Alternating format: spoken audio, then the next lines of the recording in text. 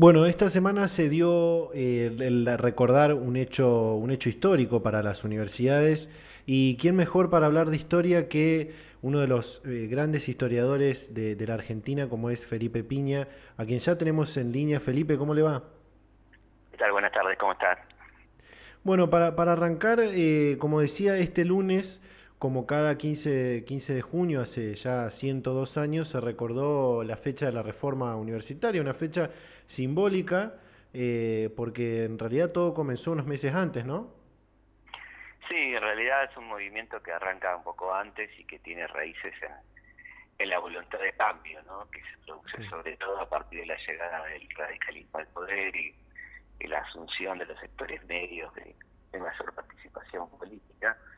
Y evidentemente una universidad anquilosada, una universidad que era una reproductora del esquema de poder, donde estudiaban los hijos de los que tenían el poder, estaba retado al resto. Entonces estas clases medias, los hijos de inmigrantes, por ejemplo, empiezan a presionar para tener el acceso a la universidad, y este es un proceso largo, por supuesto, que va a estallar por diferentes razones en un contexto internacional muy interesante como 1918, ¿no? con la influencia de procesos mundiales como la Revolución Mexicana, la Revolución Rusa, bueno, todo esto que va a explotar entonces a comienzos del ciclo lectivo, aproximadamente de 1918 en Córdoba, Sí. donde un grupo de estudiantes va a empezar a protestar pidiendo reformas de los planes de estudio y otra cantidad de reivindicaciones, ¿no? Sí. Tuvo que ver, como decía, mucho que ver la llegada del radical Irigoyen al gobierno nacional para este suceso en la Universidad de Córdoba y también para lo que era el sistema universitario para la época, ¿no?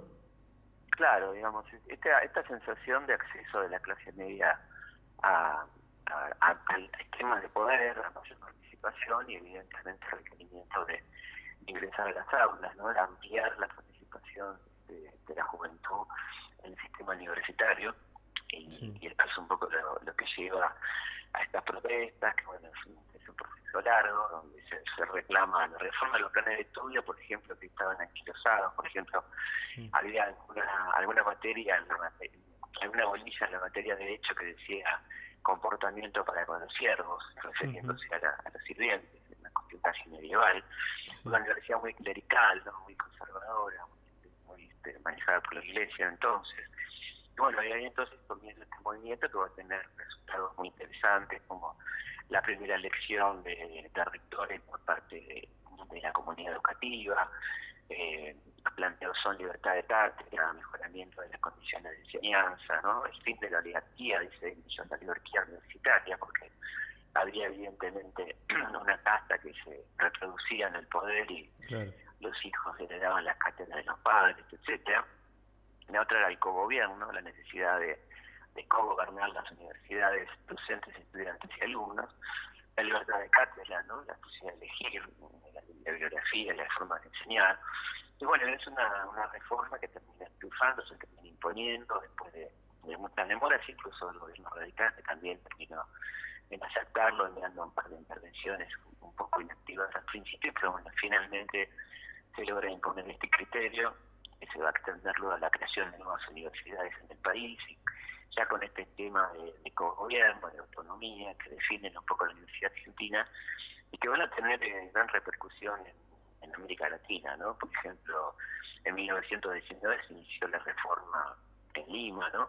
Ujú. Después pasará a Santiago de Chile en el 20, en México, en Cuba se crea la Universidad José Martí, un poco inspirada por principios de la reforma, también en Montevideo, en México, bueno, en Medellín, en Bogotá, la verdad que tiene una repercusión continental, ¿no? Incluso como cuenta allá de la Torre, quizás también en la creación de algunos movimientos nacionales y populares como el APRA en el Perú, ¿no? Que tiene Claro. una inspiración en aquellos postulados reformistas con ese gran manifiesto liminar que probablemente haya redactado de Oro Roca, entre otros, donde habla bueno de la juventud libre de América, ¿no? Es un hermoso manifiesto que habla de las luchas que se están librando, de las luchas por venir y de la necesidad de tener otra mirada sobre lo que es el mundo universitario, ¿no?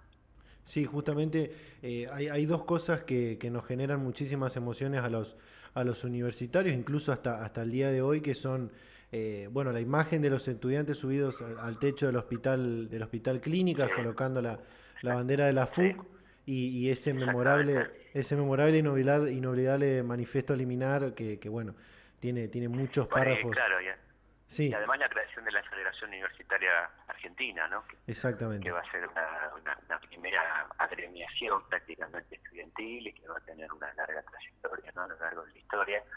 Así que creo que es un momento muy luminoso, muy importante, muy bueno que ustedes lo recuerden, porque cumplimos hace poco los 100 años, estamos en los 102 años, Ujú. y es un momento que vale la pena tener en cuenta y defender siempre la universidad pública y gratuita de calidad, ¿no? Que es algo que nos distingue a los argentinos, porque quedan muy pocas universidades, cuando digo pocas, Totalmente. contadas con los dedos de la mano en el mundo, que siguen siendo gratuitas y de calidad, ¿no? Públicas y de calidad a nivel mundial, muy pocas.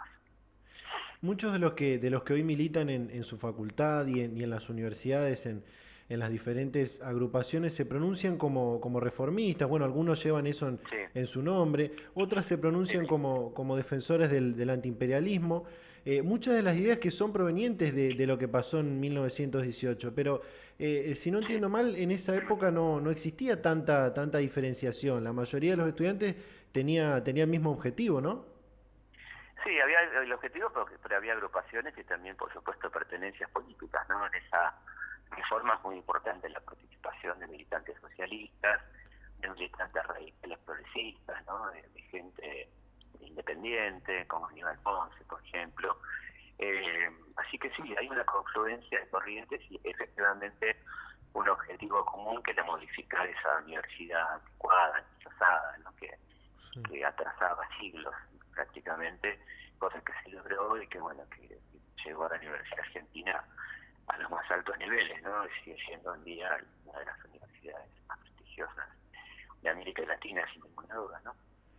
A pesar de, como decía recién, que Irigoyen intervino dos veces la Universidad Sí, de Córdoba, sí, hubo un hecho en ese año donde los reformistas vuelven a tomar la universidad para hacerse cargos ellos mismos, ¿no? Es algo claro, así. porque hubo una elección del rector que no fue reconocida, hubo hechos de violencia, hubo heridos, Sí, hubo detenidos, o sea, es un proceso complejo, no fue tan fácil, ¿no? No fue decir, queremos la reforma y la tenemos, hubo que hacer muchas movilizaciones, algunas de ellas acompañadas por el movimiento obrero, por agrupaciones socialistas, radicales y demás, que lograron, bueno, crear un consenso general y demostrar que había una mayoría de voluntades para que este cambio se conquistara, ¿no es cierto? sí. Bueno, después de todos esos meses, esos largos meses seguramente de lucha, de Mm, movilizaciones, de mucha violencia, mucha sí, represión por parte de la policía, Irigoyen, mediante un decreto, apoya todas estas reformas de los estudiantes, ¿no? y luego se convierte en ley universitaria y comienza Claro, entonces a ser de alguna manera el marco referencial para las universidades que se van creando, como la Universidad Electoral y otras, ¿no?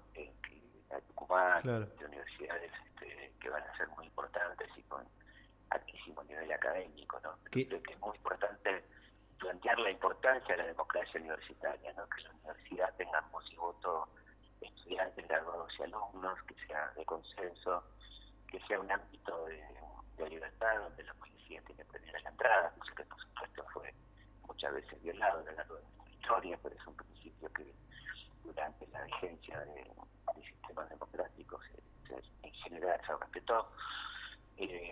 Bueno, una cantidad de cosas que hacen la diferencia y que hacen que estemos orgullosos de nuestra universidad a pesar de los ataques que recibe permanentemente, como los ataques que recibe el sistema de enseñanza pública, ¿no?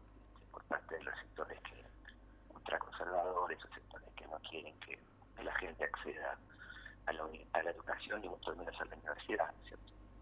a pesar de toda esta revolución, también luego de lo que pasó en 1918, siguieron pasando cosas después en el sistema universitario. Sobre todo cuando Sí, Irigoyen se va del gobierno. mucho Sí, en realidad Sí, no se va, sino que lo van, ¿no? Con un violento golpe de sí, Estado en 1930, y ahí viene, por supuesto, el desconocimiento absoluto de los postulados de la reforma, la vuelta de profesores que habían sido expulsados, claro, una gran regresión, que había comenzado en realidad un poco durante el gobierno de León, ¿no? Recordemos que el radicalismo tenía esas dos corrientes, una más progresista, que era el irigoyenismo, y una más liberal, al estilo de lo que es el actual radicalismo, encabezado por el León, ¿cierto? Entonces, sí, en ese contexto había como un freno de los reformistas que se retoman en el 28 cuando vuelve Irigoyen, y que lamentablemente son violentamente suprimidos con el golpe del 30, ¿no? la, Después eso se irá retomando a partir del gobierno de Perón, con el agregado muy importante en el 48 de la gratuidad, cosa que no estaba establecida en los principios reformistas. Se le agrega a los principios básicos de la reforma la gratuidad, que es muy importante. El no arancelamiento de los estudios, ¿no? Que ahí claro. sí se produce un importante ingreso de hijos de trabajadores y de trabajadores en la universidad. Es una situación inédita, ¿no? Porque hasta entonces el acceso era fundamentalmente de los sectores medios, ¿no es cierto?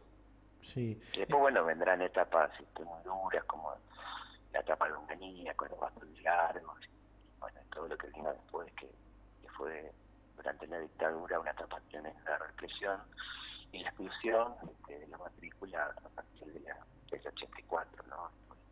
El primer año lectivo en democracia, que fue el 84, con una explosión de la matrícula, porque recordemos que la dictadura intentó imponer el arancelamiento, que fracasó por la lucha de los estudiantes, y sí impuso el examen de ingreso y las restricciones, y hay una baja de matrícula del 40% durante la dictadura, ¿no? Así que hay una explosión muy potente que se va a ver reflejada a partir del 85 con el ciclo básico, bueno, con toda la cantidad de gente que ingresa a la universidad a partir de la etapa de la vuelta a la democracia, digamos. sí. Como decía, los movimientos estudiantiles y los militantes estudiantiles fueron muy perseguidos siempre a lo largo de la historia y así todo hoy los estudiantes se siguen movilizando, siguen reclamando por el derecho a la educación, con muchos de esos principios que dejó la reforma del 18. ¿Cuál cree usted que es la mayor motivación de los estudiantes para militar estas causas y qué principios no deberíamos olvidar y tener siempre presentes? Yo creo que tiene que ver con la naturaleza de la juventud, ¿no? De querer una sociedad más justa, es como natural, ¿no es cierto? La pretensión de libertad, de democracia, de igualdad. Y yo creo que los principios que no deberíamos olvidar son justamente los principios de la reforma, ¿no? La autonomía, el gobierno, la libertad de cátedra, la posibilidad de agremiarse estudiantilmente, de poder tener una vida política sana dentro de la universidad, bueno, todas estas cosas que tenemos que tener muy presentes, ¿no? Y no renunciar a ellos y apoyar y sostener la posibilidad de tener una educación gratuita, pública y de calidad, como tenemos a pesar de todo, ¿no? A pesar de todas las dificultades. Totalmente. Bueno, Felipe, la verdad ha sido un placer realmente hablar con usted sobre historia, sobre esta parte de la historia muy importante como es la reforma universitaria, así que le agradecemos muchísimo de parte de todo el equipo y bueno, muchísimas gracias. Bueno, un saludo grande para toda la gente de Santa Fe y estamos en contacto. Hasta la próxima.